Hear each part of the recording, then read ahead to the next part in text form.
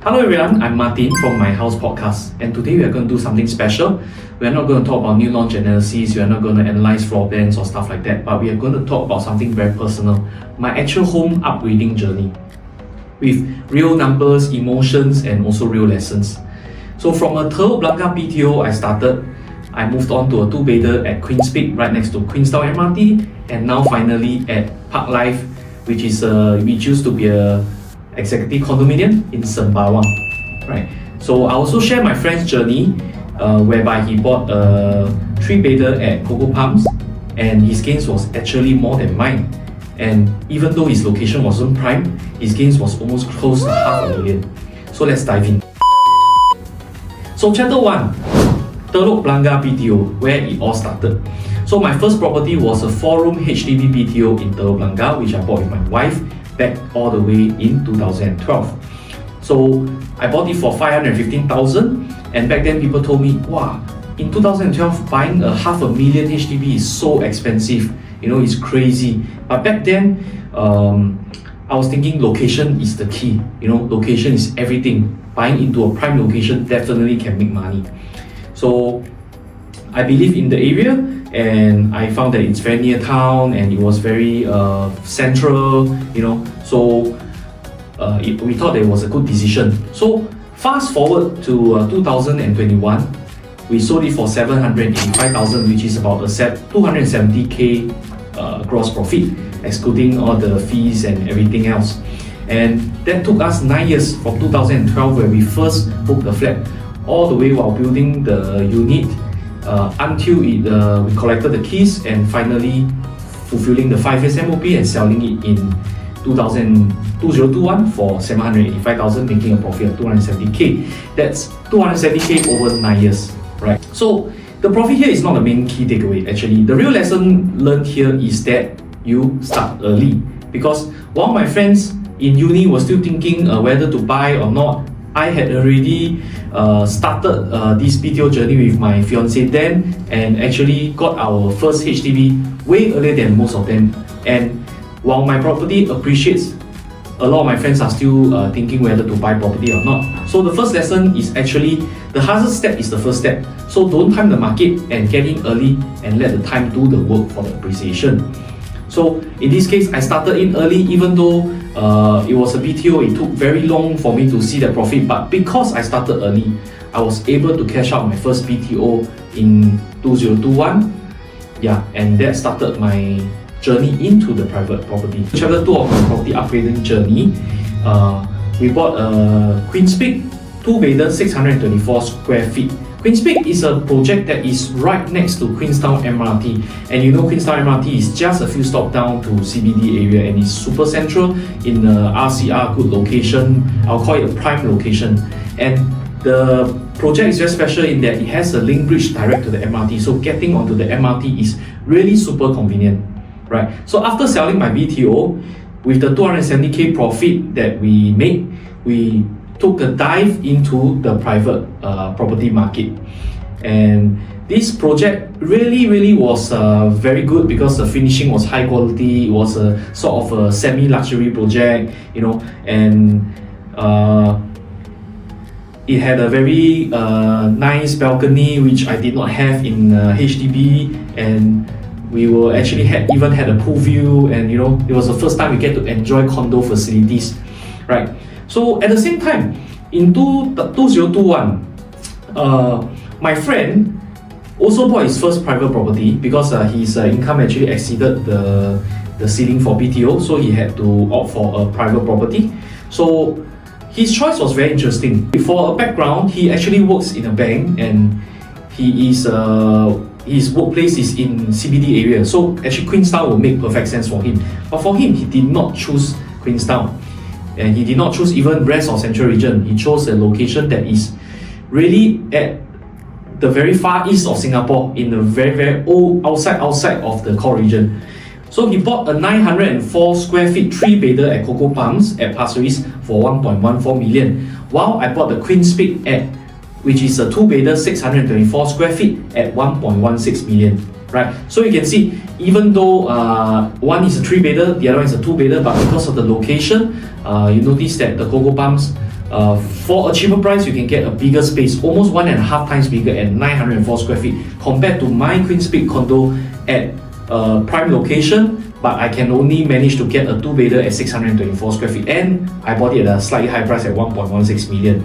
So at the time I thought, Pasir Ris, really so far, and you work in town. So this thought stayed with me, but I let the numbers do the talking. So fast forward 3 years later, I sold my Queen's Peak in 2024 for 1.36 million. That is 200k gains for over 3 years. His Coco Palm at 2024 was already worth about 1.5 million, and that is about a 360k capital gains, which is actually 160k more than what I gained in the same period of time. So now, what does this tell you, right? His is in Pasir Ris, mine is in Queenstown, but he's actually made more money. And as of today, the last transactor for Coco Palm has already hit 1.6 million, and that makes his total capital gains to 460k, which is almost half a million, right? So, interestingly, we both made different decisions, and the outcomes turned out very different. One made 200k while the other made 360k in 3 years. So, this is the second lesson. It's not always about prime location. Livability, space, and future transformation actually matter more than being in a prime location. Having a large space will allow you to attract your future buyers that are buying it for own stay, whereas a small space like a 2-bedder or 1-bedder can only attract young couples or just investors. So the demand is not as strong as compared to a bigger space where there will be more own stay demand, family demanding. During COVID and where work from home became more common, people started demanding more space and for their own home, work from home office. People started working more from home, and space became very, very important. And not everyone wants to squeeze in a small 2-bedder anymore, right? So now moving forward to chapter 3 of my property upgrading journey. After selling my Queen's Peak for 1.36 million, making a 200k profit, I learned a lesson, and comparing it with my friend's purchase, I decided that being central is not the key.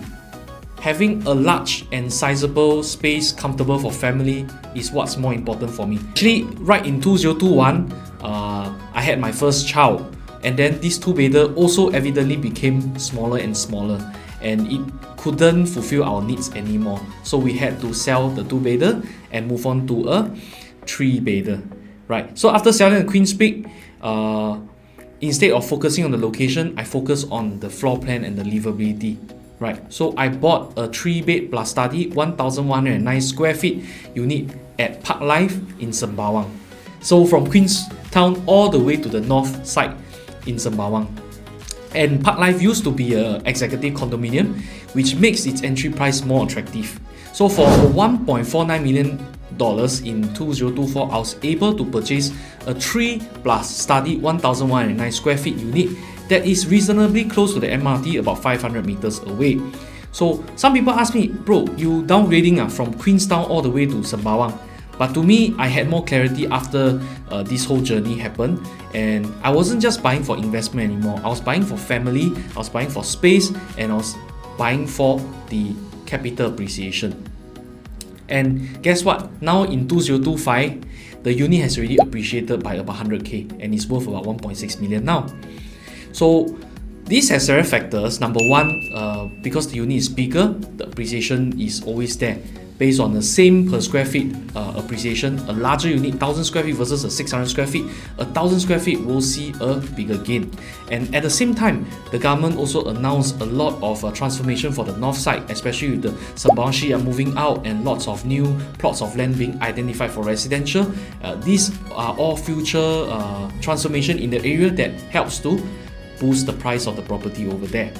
So, lesson 3 that I learned: what you are buying today should also be suitable for what your future buyers are looking for. Don't just buy for what you want, but also buy with the intention of what your future buyers will want to buy over your unit, right? So don't look at just yourself, but also look at your future buyers, because whether you can make that 200k, 300k, or even $500,000 will be dependent on whether there is demand for this unit at a price. So it really depends on your buyers in the future. So after these 3 properties, what I realized and I can summarize in 3 points is: number 1, start early, don't overthink. The longer you wait, the higher the property prices will go up and the lesser loan you can take and the higher your monthly mortgages. So start early, and if you don't have the capital, start with a BTO first. Yes, the BTO takes a long time, but if you start early, at least by the time your BTO is ready for MOP to sell, you are still not that old yet. Okay, number 2, space and practicality is actually more important than location, right? Buying a 2-bedder in a RCR area versus a 3-bedder in OCR area.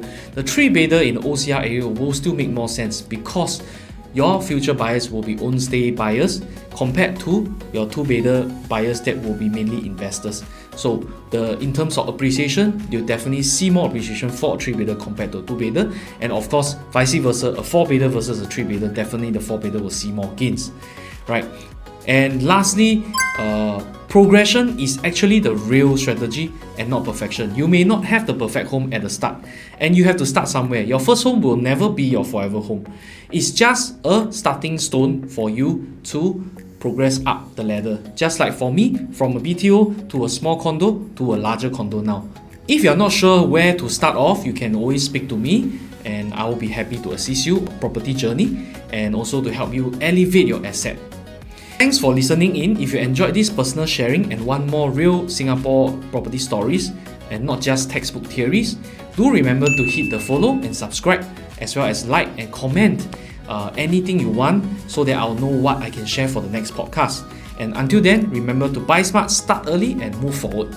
And I'll see you in the next one. I'm Martin from my house. You can contact me at 91278681 and I'll see you in the next one.